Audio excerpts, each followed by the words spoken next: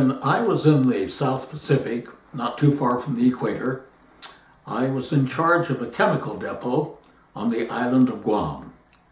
But my period of service was almost coming to an end. So I decided I would go to the University of Colorado and study electrical engineering. Now, I wanted to actually be a pre-law student, but my father hated lawyers, and he said that what I should do is take engineering. So I went from the Marianas Islands in the South Pacific to Boulder, Colorado, which is the home of the University of Colorado. And I told the admissions people that I wanted to study engineering. And they said, well, what kind? Oh, I said, there are different kinds. They said, yes. They said, there's chemical, there's mechanical, and they went through the whole list.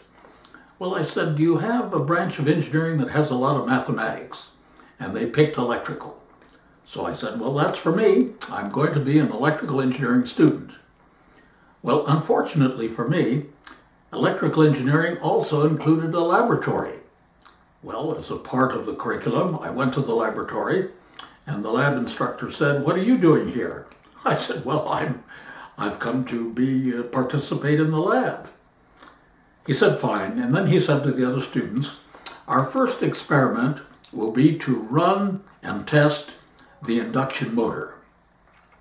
The students all ran to their assemblages where they were going to test the induction motor. I went to mine, but I didn't really know what to do. So I was standing there contemplating what I should do.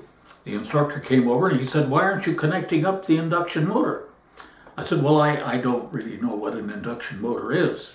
He said, what you do is you tie the field across the armature. I said, what's the armature?